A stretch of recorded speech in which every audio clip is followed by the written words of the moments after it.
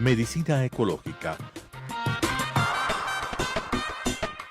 Amigos televidentes, es una enorme satisfacción para nosotros continuar con nuestro programa Medicina Ecológica hacia un nuevo enfoque de la salud pública. En esta vez, como en otras, tenemos la satisfacción de tener como invitado a un excelente profesional de la genética y la genómica, investigador de muchísimos quilates de la Universidad Tecnológica Equinoccial. Él es el doctor César Paz Imiño. Hemos conversado en otras ocasiones sobre genética y genómica, pero ahora vamos a hacer un programa, una entrevista que tiene que ver con el genoma de los ecuatorianos. Y es un tema alucinante, ciertamente, ¿no? Porque nos permite, si no contestar, al menos aproximarnos a tres preguntas fundamentales de la filosofía. ¿De dónde venimos? ¿Quiénes somos? ¿Y a dónde vamos? ¿No? Así es. Venimos pues de la profunda África, ¿no es cierto? Los primeros Homo sapiens del centro de África salieron, pues, ¿no es cierto?, a poblar el mundo, nuestros antecesores.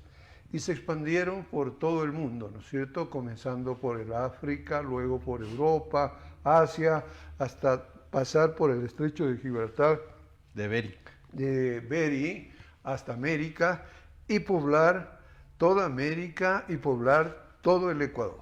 Así es. Este es el camino que han seguido nuestros antepasados desde hace 12.000 o 14.000 años.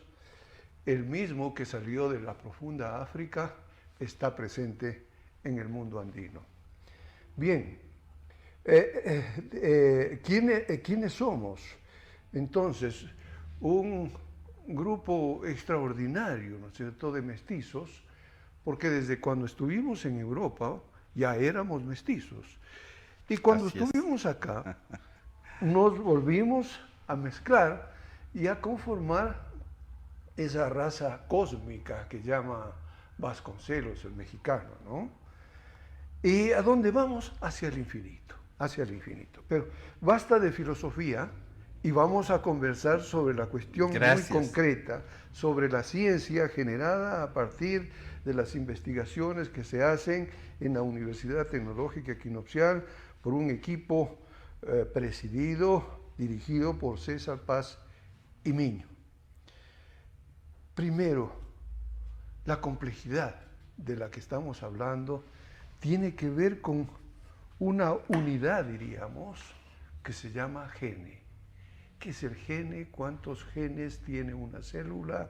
¿Cómo está estructurado este gene, estos genes que hacen posible que nosotros seamos unas réplicas de nuestros antepasados? Por favor, bienvenido. Gracias, muchas gracias.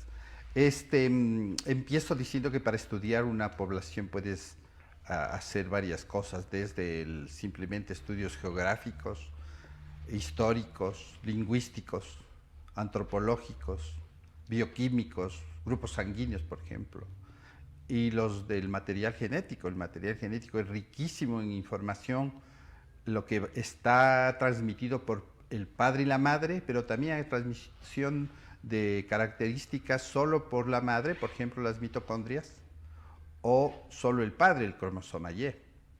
Entonces el cromosoma Y solo hace varones, y entonces yo puedo rastrear las poblaciones a través de estudios del cromosoma Y, o rastrear poblaciones a través del material genético de la mitocondria, que solo transmiten las mujeres. Entonces puedo construir una historia poblacional a través de estudios de ADN del núcleo, del cromosoma y de las mitocondrias. Entonces, los humanos tenemos 23.000 genes. O sea, en cada una de nuestras células. Claro, fragmentos de ADN. El ADN, si yo lo estiro, mide unos 74 metros. Y digamos que una porción de esas, un fragmentito, es un gen. Un gen produce características. El concepto básico es: un gen produce una proteína, pero tenemos el doble de proteínas de genes. O sea, estamos hablando de que hay al menos 90.000 proteínas en una persona con 23.000 genes.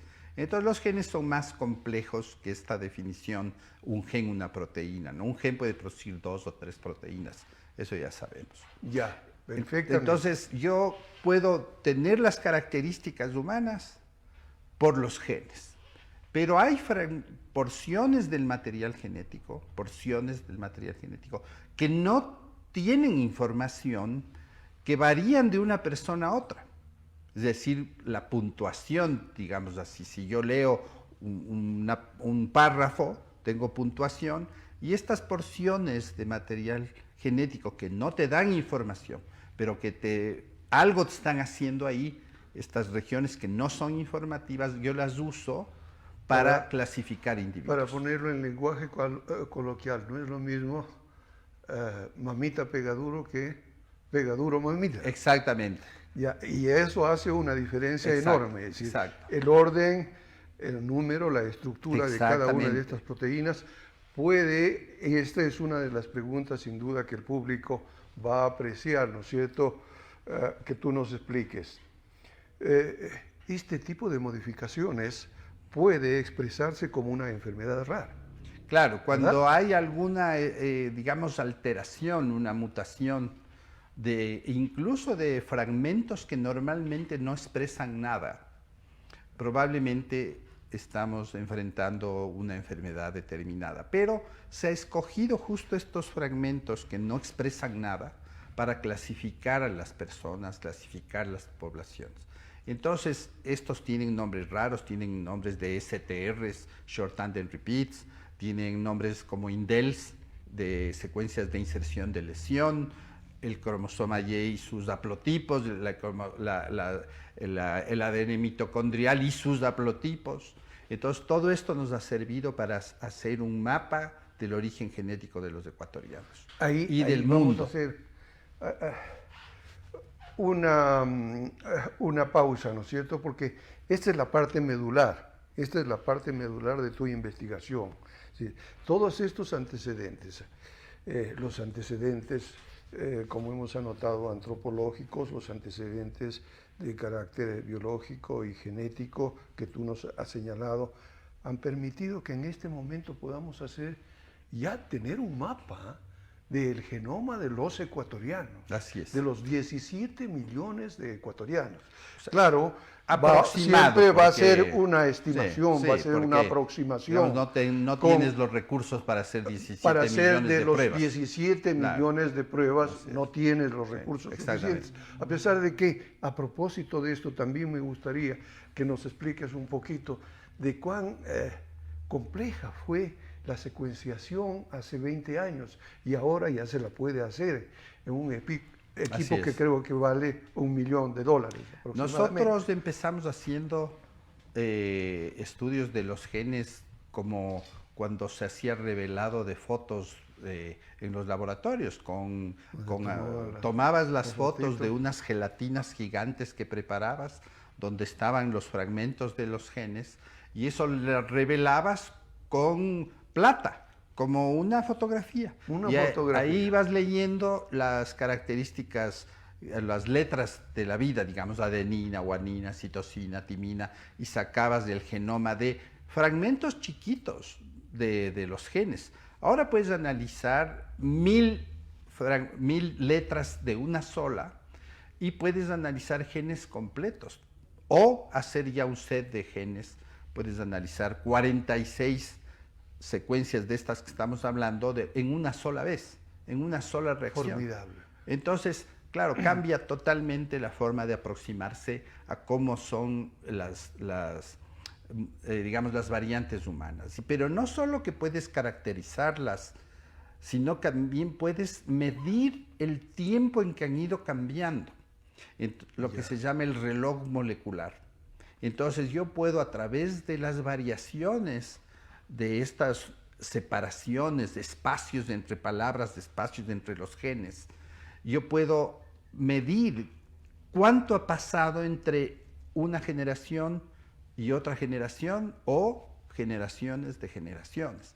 Entonces uno puede hacer un rastreo no solo de la información que existe en estos espacios entre genes, sino del tiempo en que aparecieron. Entonces así yo puedo decir, por ejemplo, hay una característica del cromosoma Y de los humanos que se llama la C3, que esta aparece hace 9.000 años y se ha ido, nosotros podemos ir rastreando desde dónde viene. Entonces viene, claro, de Oceanía, del sur de Asia, China, y algo de Euroasia Norte. Entonces que un poco, si uno asocia cómo se llegó a América por el estrecho de Bering, dices, ahí me explico por qué tengo esta variante, la C3 que se llama. Y esta variante vino por vía del mar, por la costa, o probablemente por Oceanía. Entonces vas construyendo digamos, la narrativa histórica con datos genéticos. Y esto que acabas de decir en el espacio, nos puede explicar aquello que dijo Palma en términos casi poéticos. Los que no tenemos de Inga, tenemos de Mandinga. Exactamente. Y de hecho es así. ¿Y por qué, de hecho, no es cierto, los indígenas ecuatorianos, eso vamos a conversar un poquito luego, ¿no es cierto?, también tienen diarios? Así es. Porque el Homo sapiens, dijimos que salió hace 200.000 años, ¿no es cierto?, del África, y estuvo muchos años pues, por Europa y por España y por la península ibérica, y solamente hace 500 años tuvieron... claro, que son 15 generaciones nuestras, ¿no? 500 años más o menos. Tuvieron la idea, ¿no es cierto?, de trasladarse a estas tierras y reencontrarse con los otros amigos que habían venido por otra ruta, sencillamente, ¿no? Ya, el mestizaje en este sentido, el trabajo extraordinario que tú has encabezado, podríamos asimilarlo a un mapa político del Ecuador, en donde hay 24 provincias, ¿no? Y explícanos un poco la muestra de cómo fue tomada para hacer posible una aproximación de lo que somos los ecuatorianos genéticamente. Claro. Es decir, me explico mejor. Sí. Es decir, la muestra sí nos da la posibilidad de saber, ¿no es cierto?, quiénes somos los lojanos, quiénes somos los de Cotopaxi, quiénes somos los de Carchi, o un poco más general, si somos del oriente, si somos de la sierra o somos de la costa. Hay ciertas características que podrían ya identificarse, ¿no es cierto?, con la ubicación regional de los ecuatorianos. Así es. Nosotros lo que hemos hecho es ir acumulando información progresivamente, ¿no? Yo creo que este momento tendremos, cuando haces un global en número, hemos de haber estudiado al menos unas 4.000 muestras, ¿no? Ya. En todo el tiempo que hemos venido trabajando en esto, que son como desde el año 94 que empezamos. Entonces, tenemos algún tiempito, ¿no? Como unos 26 años. Entonces, ¿qué es lo que hemos ido haciendo? Acumulando información y dividiéndola, es decir, ¿qué pasa con la gente que se autodefine mestiza? Que es la mayoría de los ecuatorianos. En la autodefinición, 71% más o menos se definió como mestizo. Correcto. Pero el rato que haces los estudios ya de las 4 cosas que hemos hecho, ¿no es cierto? ADN nuclear, ADN mitocondrial, ADN del cromosoma y estas secuencias que se llaman indels, ahí ya empiezas a ver cómo es. En grandes rasgos, cuando cojo toda la información que tenemos de los ecuatorianos, el 60% de material genético que estamos hablando corresponde a uno de los 3 grupos étnicos más grandes que tú puedes comparar de entrada, ¿no? Que son los amerindios o nativoamericanos. 60%, los mestizos tienen 60% más menos 10 de amerindios, 23 más menos, ahí está más menos 6, 7 de europeo y un 12 más menos 5 de afro. En términos generales, entonces somos 60, 23 y 12. Y 12. Y 12%. Este es Entonces, ese sería el mapa. Ahora, cuando tú vas dividiendo un poquito más fino el tema y dices, a ver, ¿qué pasa en la costa? En la costa hay un poquito más de genes europeos. Claro, ahí hay una... Poquito más, 65, sí, 70. Exacto, hay un poquito más de genes europeos. Entonces dices, ¿cómo así?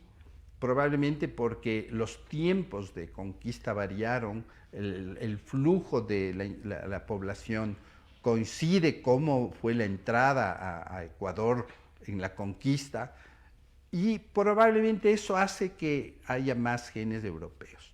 Pero también en la costa, curiosamente, tienes dos cuestiones interesantes, que es, en la zona de Guayas existen genes árabes, pero existen genes árabes, entonces ya han dejado rastro en la población.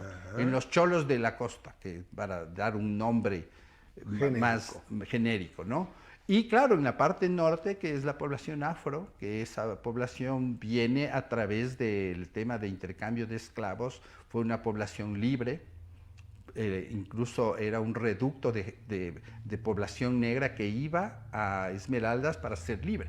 Y entonces hacen un reducto especial ahí. ¿De dónde vienen esos genes? Vienen del Congo, que era el origen de los esclavos, y de República Dominicana, donde era la primera estación, y de ahí se distribuían a América. Entonces, ahí empiezas como a trazar un origen. Dices, a ver, ¿de dónde vienen los genes amerindios? Vienen de Asia, pasaron 40.000 años por Beringia y tardan más o menos unos 20.000 años en llegar a América del Sur. Y América del Sur, ya con los cálculos del reloj molecular, estamos hablando de unos 9.000 a 11.000 años. Entonces, ¿qué coincide, por ejemplo, con la cultura del Ilaló, que es más o menos 9.000 años? 9.000 años. Entonces, ahí tú vas mezclando, digamos, las cosas, ¿no? Lo que es la información genética con la información histórica y los restos que se han ido encontrando. Entonces, ahora hay toda una especialidad en antropología con ADN para los restos paleoantropológicos, analizar y ver de dónde es el origen. Ya se ha hecho en el Perú, con las momias del Perú, se ha hecho en México con las momias, se ha hecho en Argentina también. En Ecuador no hemos hecho estudios de momias, porque hay una serie de restricciones legales loquísimas que no te permiten hacer los estudios. Entonces, claro, dices, nos estamos privando de información más real de cuál es nuestro origen, ¿no? Esto sin duda es fascinante. Nosotros decíamos en un primer momento que explicaría la forma en que está estructurada nuestro genoma, explicaría en mucho las enfermedades raras que se dice existen como 10.000 hasta este momento y que cada año se descubren como unas 200. Pero ciertamente caracterizadas hay unas muy pocas. Ahora entremos en un terreno muy actual, ¿no es cierto?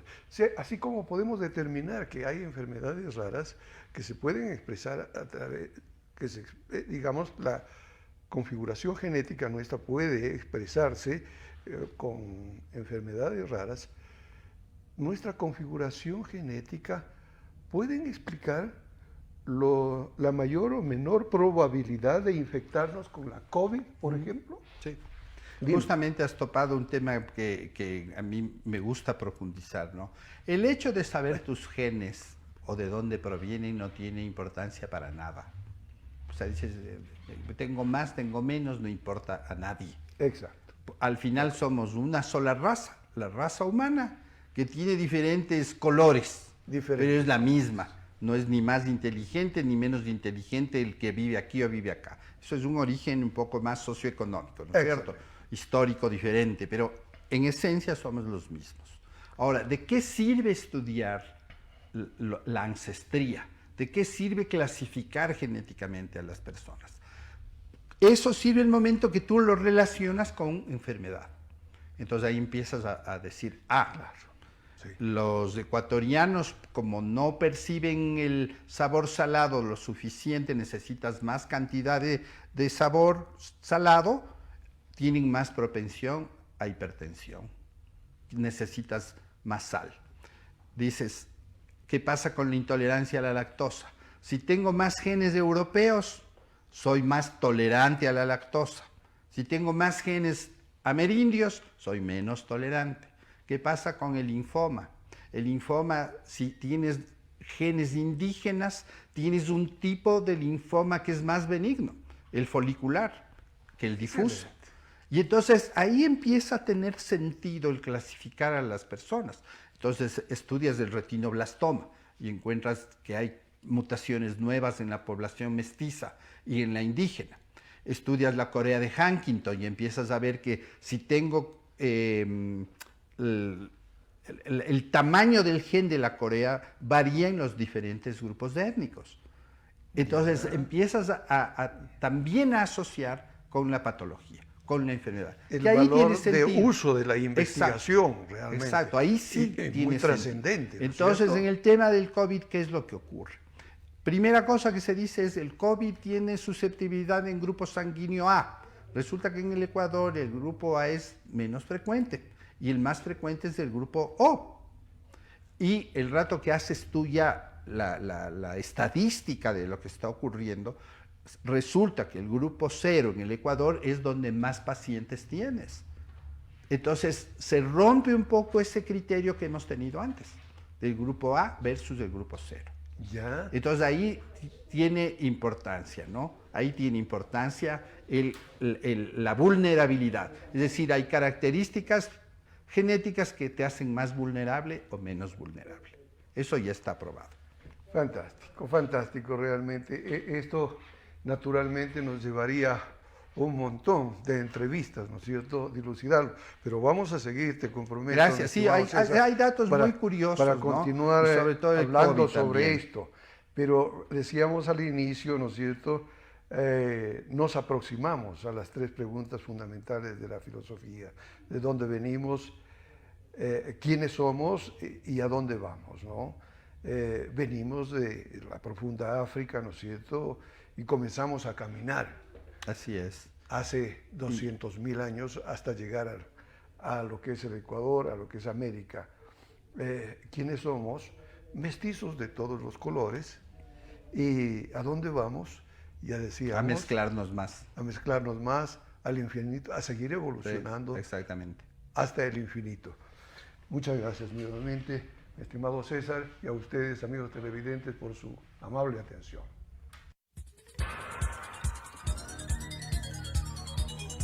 Las opiniones vertidas en este espacio por la producción y dirección del programa son de exclusiva responsabilidad de sus autores y de quienes intervienen en ellos.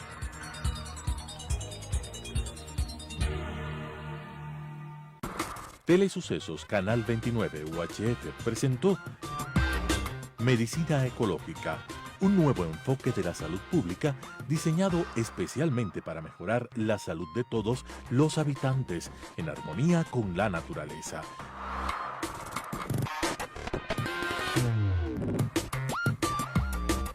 Con la conducción del Dr. Walter Mena Ordóñez. Medicina Ecológica.